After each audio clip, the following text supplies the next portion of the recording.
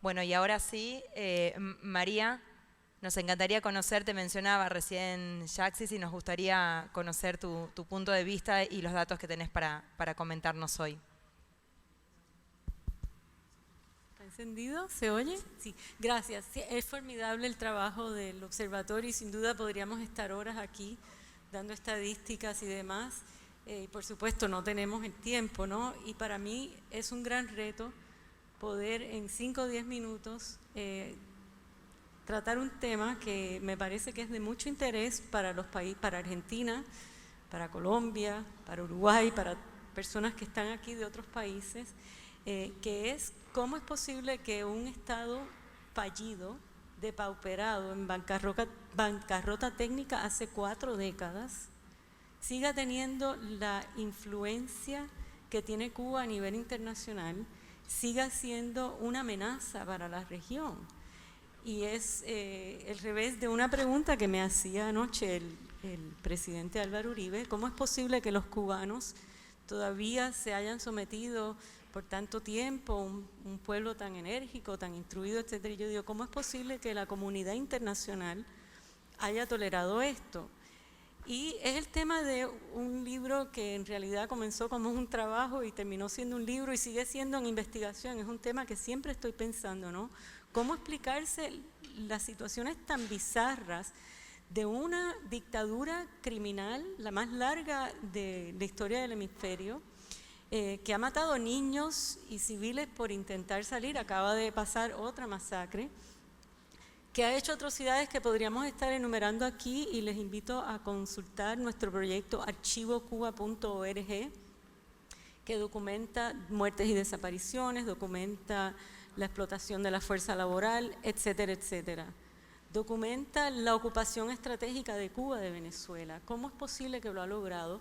Y muy brevemente yo les quiero contar que yo me robé un término de el mundo empresarial, que es el core competency, y le llamo la competencia distintiva de Cuba, que se basa en una serie de ventajas comparativas que ha utilizado Cuba por su modelo totalitario de control absoluto, que no tiene que rendir cuentas a nadie, consultar a nadie y demás, que tiene una flexibilidad tremenda para imponer sus políticas a nivel nacional e internacional, que usa todos los recursos del Estado y que es inimaginable para las personas que conocemos la democracia cómo opera Cuba. Y que, bueno, con el tiempo los desertores del gobierno cubano, de la inteligencia, se ha podido armar la historia, incluso con los archivos de la antigua Unión Soviética, de la antigua Checoslovaquia, y podríamos hablar horas sobre esto, pero en realidad Cuba lo utiliza esta ventaja comparativa. En lo que yo defino son 3 aparatos principales. El primero es de inteligencia y subversión, que ha desplegado muy activamente en la región a partir de enero del 59, cuando llega Fidel Castro al poder, Fidel y Raúl Castro al poder, con la historia que ustedes saben, y que comenzó en muchísimos países de la región inmediatamente.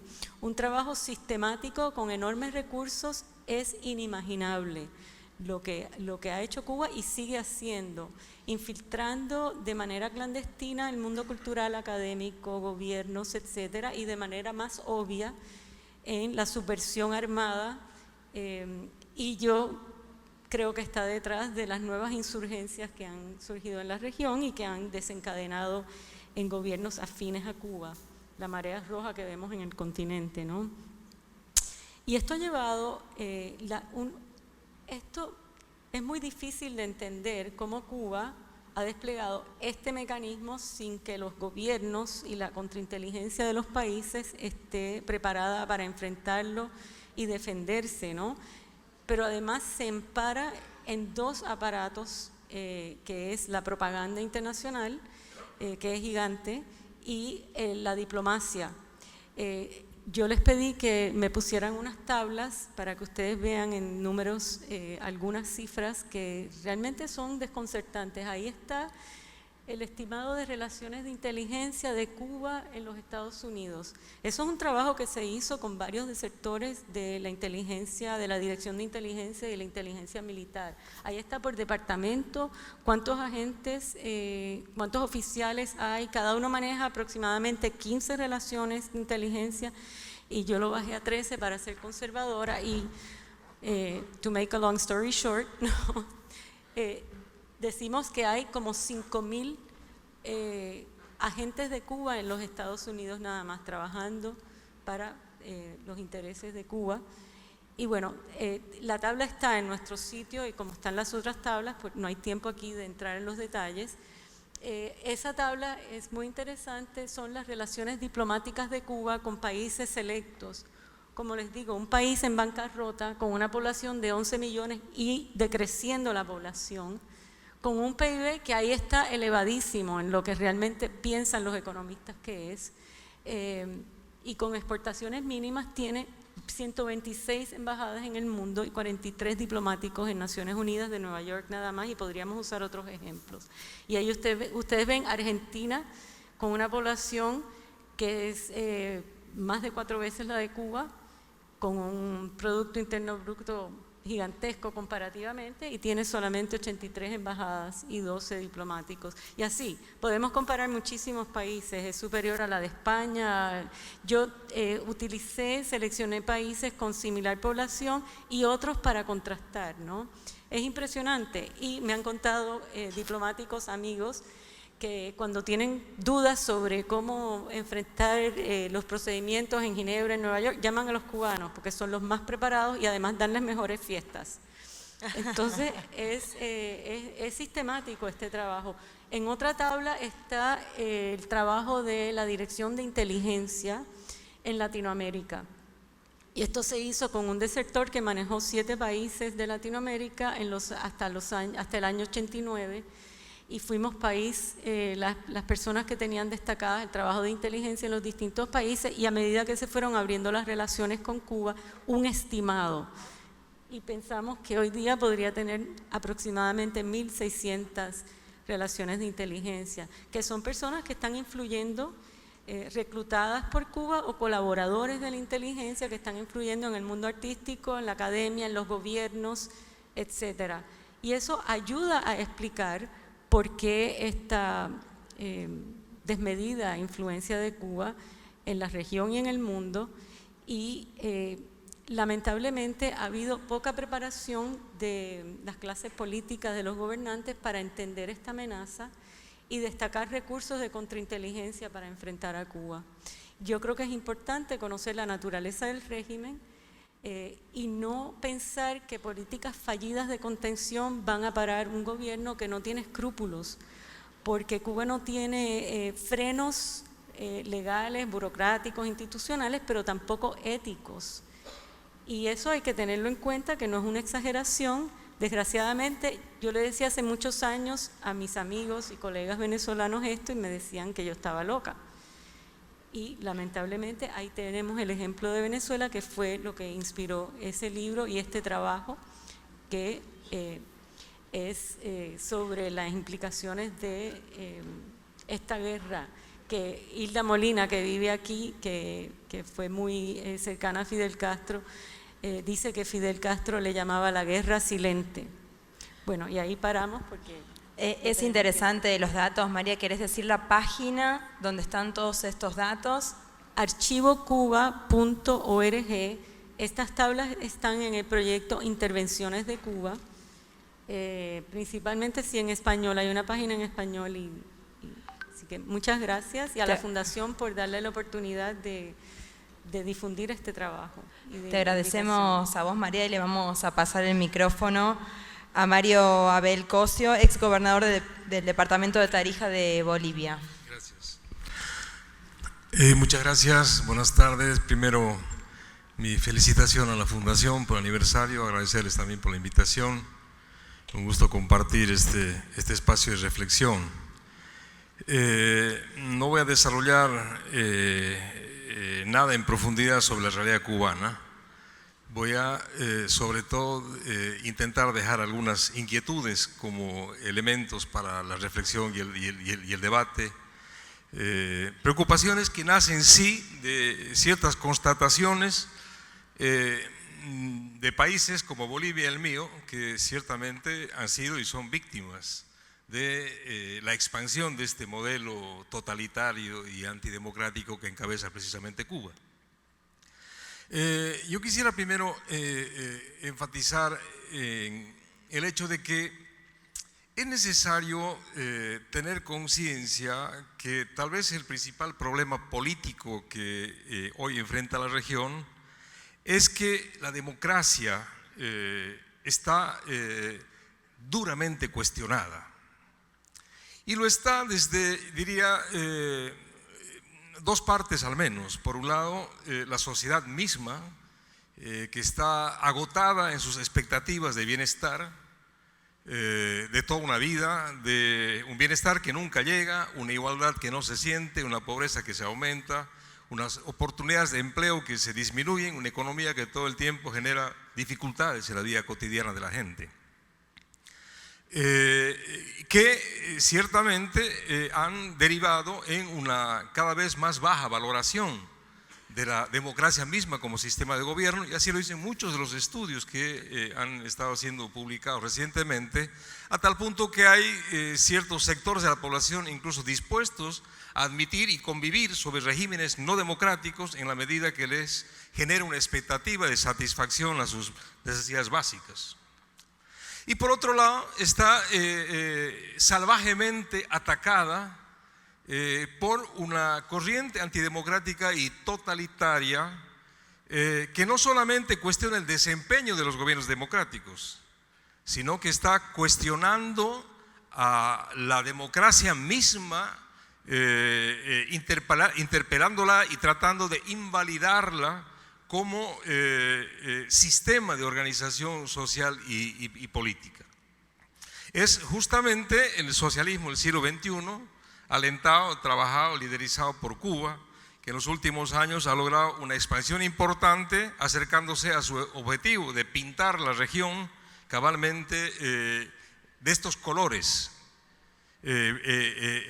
políticos. Lo ha logrado en Venezuela, lo ha logrado en Nicaragua, lo ha logrado en Bolivia, donde vamos en 2 años más a completar 20 años de un gobierno que no es democrático, un régimen que no es democrático y que solamente ha encontrado una continuidad el último año con el cambio de un rostro en el presidente actual, que simplemente es parte del mismo esquema, con los mismos objetivos políticos y que obviamente no ha distraído su atención en seguir avanzando en la agenda que ellos tienen marcada, que es sostener un régimen autoritario, totalitario, antidemocrático en la virtual dictadura en Bolivia.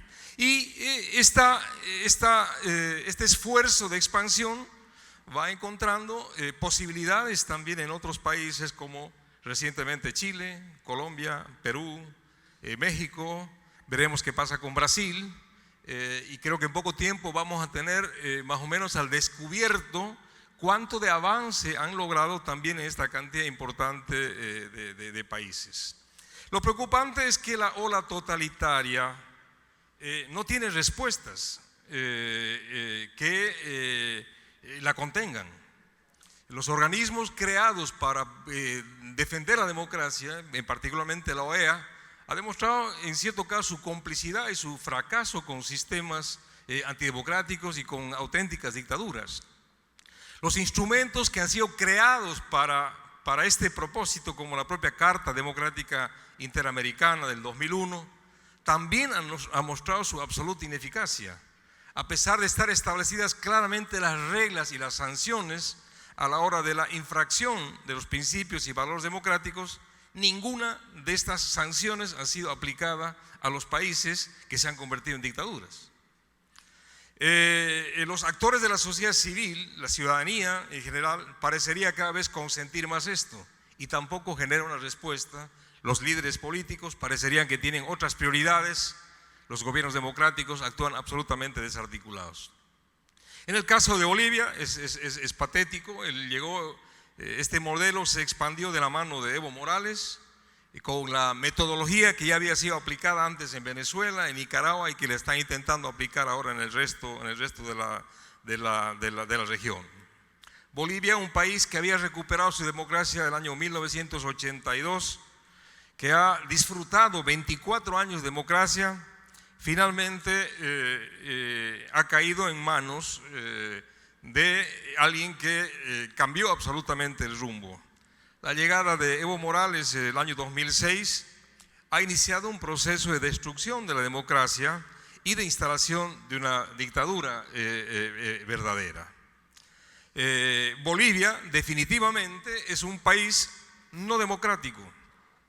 Y es un país no democrático porque no tiene las credenciales democráticas y las condiciones no están cumplidas para que en el marco del mandato de la Carta Interamericana Democrática pueda llamarse un Estado democrático. Son 5 elementos esenciales para que un país pueda ser llamado democrático en el marco de esta Carta. Acceder al poder y ejercerlo en el marco del Estado de Derecho. En el caso boliviano, Evo Morales fue elegido por 4 años, el año 2006, y terminó gobernando 14.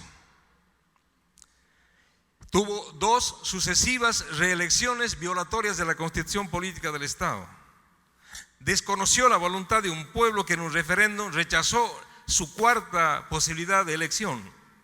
Y pese a ello, obviamente, ha continuado avanzando en su plan sin que nadie lo detenga. Consecuentemente, el acceso al poder y el ejercicio no se sujeta al Estado de Derecho ni a la ley. Lo mismo, la independencia y separación de los poderes públicos, que es un requisito elemental para que un Estado se llame democrático. En absoluto. Un órgano legislativo con una mayoría manipulada, ¿ya? Y un órgano judicial que se convirtió en el instrumento de persecución política a los opositores y facilitador de reelecciones inconstitucionales. Porque esas 2 reelecciones a las que se postuló, después de haber cambiado la Constitución para ir a un segundo mandato y ejercer un tercero y querer uno cuarto, estaban absolutamente salidas de la legalidad, pero el órgano judicial las avaló y canalizó candidaturas que, de no haber sido que el pueblo boliviano protagonizó una verdadera revolución ciudadana en el año 2019, estaríamos con Evo Morales en el gobierno para cumplir su aspiración histórica de gobernar para toda la vida. Esto es lo que pasó. Las elecciones libres y justas, el 2019 el pueblo boliviano se alzó cuando comprobó que Morales había hecho fraude. La OEA confirmó el fraude, la Unión Europea confirmó el fraude y confirmó la metodología a través de la cual repitieron fraudes las anteriores elecciones, vulnerando la voluntad popular, desconociendo resultados como aquel referéndum al que ya me referí hace un minuto. Régimen plural de partidos políticos es otro requisito para que un Estado sea llamado democrático. ¿Cómo vas a tener un régimen plural de partidos políticos si los destruyes, si a los líderes los tienes presos o los matas o los exilias? Nosotros tenemos y hemos estado acumulando durante estos años más de 2.000 opositores bolivianos en el exilio, decenas de gente presa, ejecuciones extrajudiciales y una larga lista que evidencia que no había precisamente interés de convivir con organizaciones políticas disidentes. Respeto a los derechos humanos, para nada, hay una larga lista que no quiero abusar de ustedes para referirme a ella. ¿Qué hacer? Y hay un poco lo que tú decías hace un rato, ¿cómo es que Cuba tiene tanto poder y siguen avanzando y siguen avanzando? Y ahí quiero dejar algunas inquietudes para la reflexión particularmente. Yo creo que lo primero que hay que hacer es que tenemos que entender que tenemos al frente un proyecto antidemocrático y totalitario transnacional. Esto es lo primero. Y para detenerlo necesitamos construir una fuerza mínimamente equivalente democrática que pueda hacerlo. Las luchas internas políticas individuales en los países son insuficientes para modificar esta tendencia. Entonces, este es un tema que me parece totalmente, fundamental. Los malos bien organizados pueden lograr resultados mucho mayores que los buenos desorganizados. Y eso es más o menos lo que está pasando en la actualidad. Podemos compartir o no compartir lo que ellos piensan, pero estemos claros y coincidamos que sí tienen un proyecto político, que sí tienen un objetivo político claramente definido y saben dónde van, que para eso se han dotado de una estructura orgánica que trabaja 24 horas en su proyecto. Mario. Ahora termino. A mí me toca la parte mala. Ahora termino. Entonces yo diría, gracias, organizar, una respuesta proporcional al fenómeno que estamos viviendo. Y lo otro, y con esto termino, es que es fundamental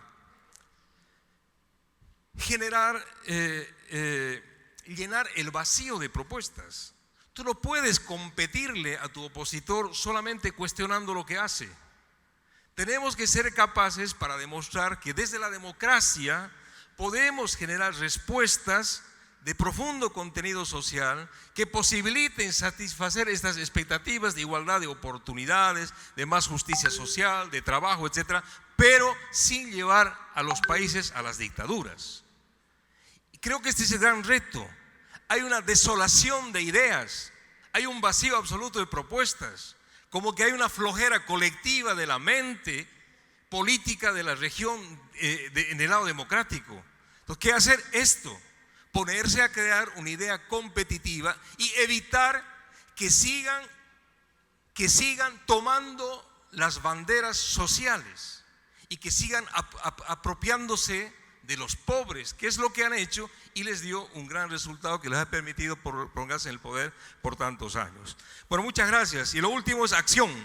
Ojalá no termináramos solamente en los foros, sino que después de los foros podamos accionar para cambiar esa realidad. Gracias. Ha sido inspirador, Mario. Bueno, para cerrar este panel, le damos la palabra a Luis Alberto Tito Mariño, que es músico y además es miembro del Consejo Internacional de Federalismo y Libertad.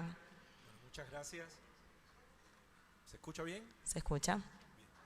Bueno, primero agradecer a Federalismo y Libertad esta invitación. Yo creo que el trabajo que están haciendo es fundamental y un poco de eso quiero hablar brevemente, pero quería empezar la charla invitándolos en algunos momentos a que vean la exposición que está detrás de acá en este salón. Es una exposición que inauguramos el 11 de julio pasado, se llama 11J Cuba, nos quitamos el ropaje del silencio, que es para homenajear la resistencia creativa y artística dentro y fuera de Cuba y las protestas masivas que el pueblo cubano protagonizó hace poco más de un año. Hoy, 3 de noviembre, se cumplen 480 días que hay cientos de cubanos que salieron el 11 de julio y están tras rejas en Cuba. 480 días. Eso a veces que trascendió en unos primeros días las protestas en Cuba y que llegaron a un nivel de comunicación que los cubanos no habíamos vivido mucho, se ha quedado ahí mientras las personas están en prisión hoy.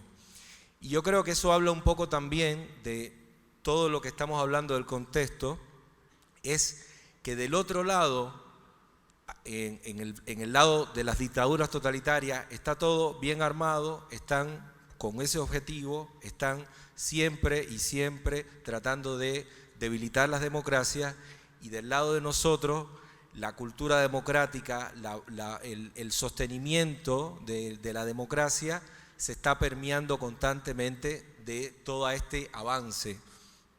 Por eso yo creo que es importante hablar de resistencia cultural o de batalla cultural que no evita lo político, o sea, lo político forma parte de esa resistencia cultural, pero que incluye lo artístico.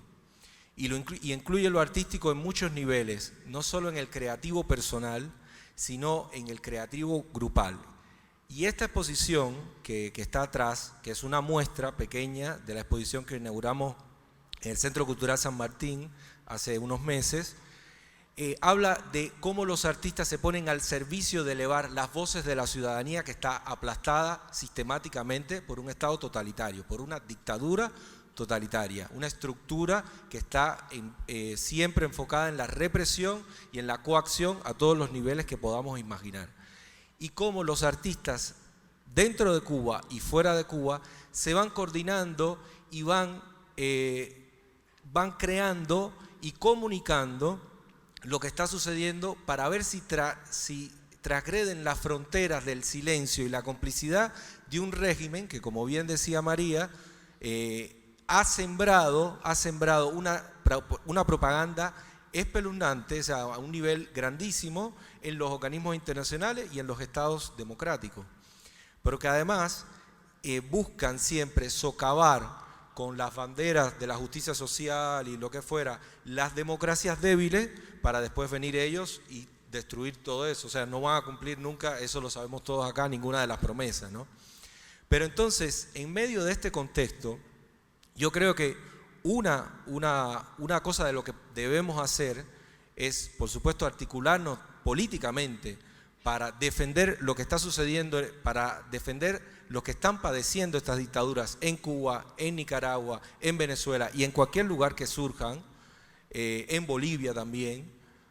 Pero lo otro que tenemos que hacer es buscar la manera de enriquecer esa resistencia creativa y cultural que surge en esos pueblos y que también puede surgir acá y articularla. Porque ¿qué pasa? Que a los ciudadanos les llega la misma historia de muchas formas, parcializada, y no tienen otro alimento cultural al cual girar y poder contrarrestar esta avanzada.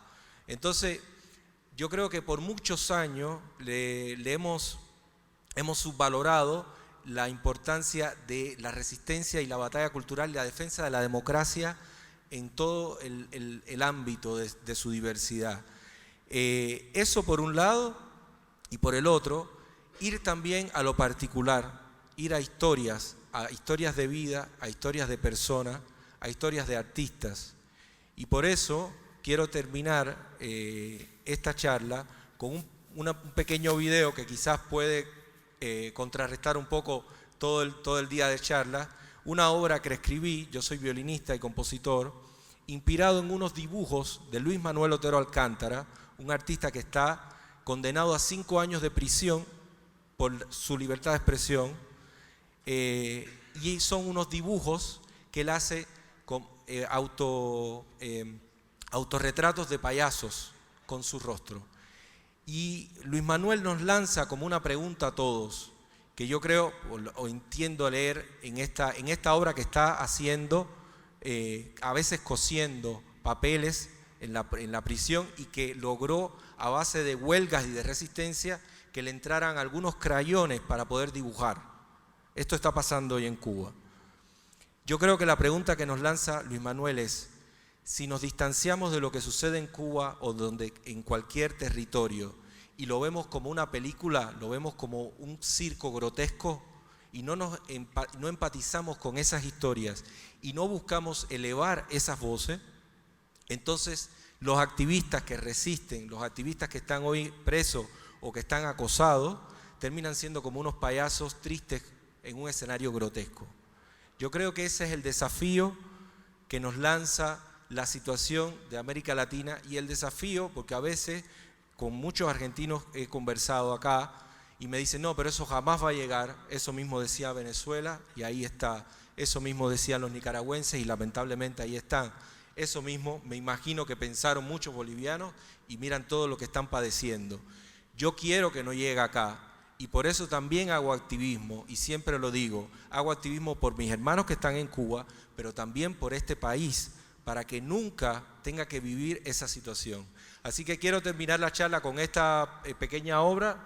Si no da tiempo no hay problema, pero bueno, quería poner, son 4 minutos, y también invitarlos a que vean la exposición y a que se unan al pueblo cubano y a todos estos pueblos, y creemos y resistamos para que no nos coman las dictaduras. Muchas gracias.